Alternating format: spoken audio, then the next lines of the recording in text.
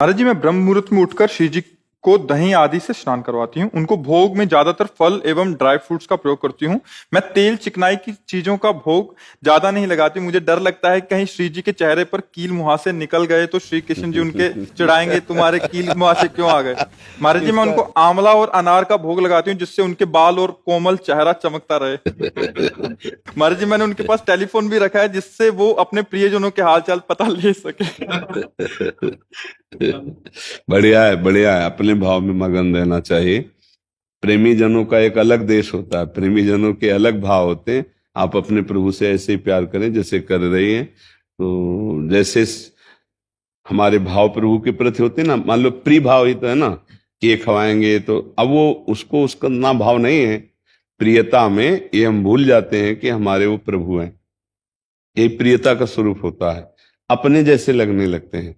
अच्छी बात है, ऐसा करो। बकाया हम आगे की बात तुम्हें बता देते हैं कि भगवान और प्रियाजू का जो स्वरूप है सच्चिदानंद बपू है।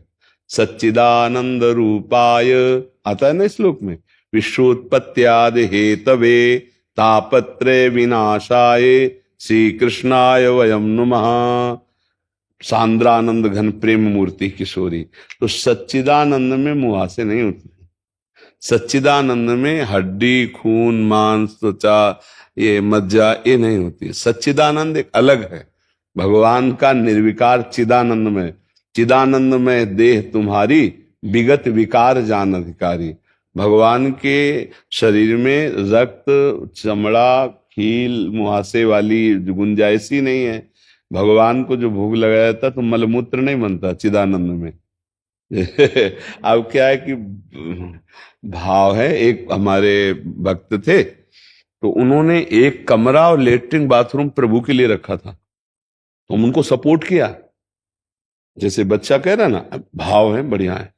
उन्होंने एक सैया लगा रखी थी कि छोटा सा मंदिर, कि इस सैया में प्रिया प्रीतम सोते हैं और प्रातः काल टूथपेस्ट मंजन सब नया बाथरूम रोज साफ करना, इसमें प्रिया प्रीतम जाते हैं और शौच स्नान होता है। ऐसा ऐसा ऐसा जब बताया, हमने कहा ये बात किसी से मत कहना, क्योंकि उनके भाव में ठेस ना पहुंचा दें कि अरे प्रभु को तो शौच लघु शंका होती नहीं, उनके लिए क्या बाथरूम है। बहुत बढ़िया है। अब वो रोज ड्राई फ्रूट की ऐसे जो है चौकी सजाते विविध प्रकार के भोगों की, और एक छवि इधर हमारी रखते, अपने प्रिया प्रीतम विराजमान रखते, पूरा जैसे एक व्यक्ति के लिए ना ऐसे वो किए हुए थे। तो ऐसे संतों की गोद में शरीर छूटा यही राधा के कुंज में, और वो श्री जी के पास गए। भाव ही तो सारा खेल है। अब मान लो हमारी मानसिक बुद्धि है, तुम अपनी बुद्धि से प्रभु के प्रति भाव, तो आप जैसा भाव करें वैसे ही भोग लगाओ, वैसे ही भाव करो, वो आगे चल के सुधार देंगे। उनसे प्रियता करनी चाहिए, बस उनसे प्यार हो जाए, उनके सुख के लिए, उनके सुख के लिए सोच रहे ना, बस यही खास बात है। अब आगे चलकर जो दिव्यता है वो खुद समझ में आ जाएगी, क्योंकि प्रभु से चित्त जुड़ा है तो दिव्यता तो समझ में आ ही जाएगी। भगवान के खील मुहासे दाढ़ी मूछ ये सब नहीं निकलते। वो तो चिदानंद नव किशोर है। चिदानंद में विकार थोड़ी होते कि प्रभु के मुहासे आ जाएंगे या प्रियाजू के मुहासे आ जाएंगे तो लालजू को ऐसा। देखो माई सुंदरता की सीमा। अच्छा, ऐसा लग रहा है कि महाप्रभु सुंदरता वर्णन करना चाहते हैं श्री जी की, पर आगे की पंक्ति में कहते जो को कोटि कलप लग जीवे। वर्णन तो करना चाहते, देखो माई सुंदरता की सीमा, ब्रजनो तरुण कदम्ब नागरी निरखी करत अधग्रीवा। ऐसी सुंदर श्री जी हैं। फिर आगे लगता है कि अब रूप का वर्णन करेंगे, तो कह रहे हैं जो को कोटि कलप लगी जीवे रसना कोटिक पावे तो रुचिर बदनार बिंद की शोभा कहतना। अरे श्री जी देवता में खिल मुहासे नहीं होते, जबकि वो माया जनित शरीर है देवताओं का। कोई चिदानंद थोड़ी, प्रभु का तो चिदानंद शरीर है। एक देवता उतर आवे तो मोहित हो जाओगे, इतना सुंदर है देवता, गंधर्व अप्सराएं देवलोक के। और ये सब भगवान की माया से रचित है। भगवान सच्चिदानंद में है। अब सच्चिदानंद का पता ही नहीं तो कैसे जानेंगे सच्चिदानंद। तो इसलिए बढ़िया है, आप अपने भाव में मगन रहो बिल्कुल। अब आपके ठाकुर जी आप जैसे ही हैं, आप जैसा भाव करो। ये था माम प्रपद्यन्ते तास्तते भजाम में। हम भगवान को जैसे भजे वैसे ही भगवान भाव से उसको सुख प्रदान करते हैं जी।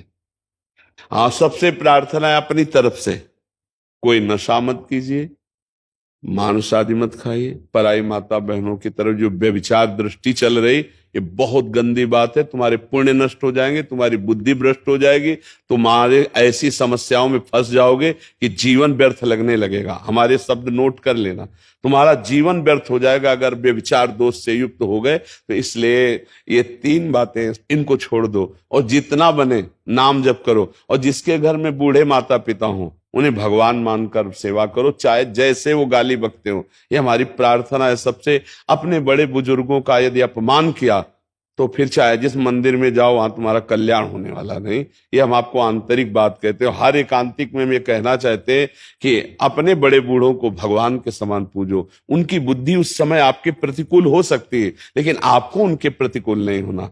जैसे हम बच्चे थे तो अपनी माँ की गोद में हक देते थे, अगर आज वो बूढ़े हैं चारपाई में हक देते हैं तो मेरा कर्तव्य बनता है उनकी सफाई करें, उनके कपड़े धोएं। ऐसा नहीं कि उनको मारें पीटें, घर से निकाल दें। ऐसा व्यवहार जो आज हमारी समाज में होने लगा है, इसलिए हम हर एकांतिक में प्रार्थना करते हैं और ये बात हर एकांतिक में डाली जाए, जिससे हमारे नौजवान, हमारे भाई लोग समझें कि मंदिर जाना उतनी खास बात नहीं है जितना माँ के चरणों को में दुलार मिला है उनकी सेवा करना है। बूढ़ी माँ है, बूढ़ी दादी है, बूढ़ी सास है, बूढ़े ससुर हैं, बूढ़े पिता हैं, इनकी सेवा कर लो। मंदिर कभी भी नहीं जाओगे तो भी भगवान प्रसन्न हो जाएंगे। बोले प्रमाण दो, जैसे होता है ना प्रमाण दो। तो देखो पुंडरीक जी ने अपने माता पिता की सेवा की, तो आज जो विट्ठल भगवान महाराष्ट्र में ना, वो आके दर्शन दिए थे केवल माता पिता की सेवा के प्रभाव से। आज माता पिता वयोवृद्धों का अपमान हो रहा है, इसलिए हमारी प्रार्थना है आप सब लोगों से, नशा मत करो, मांस मत खाओ, व्यभिचार मत करो, बड़े बूढ़ों की खूब सेवा करो।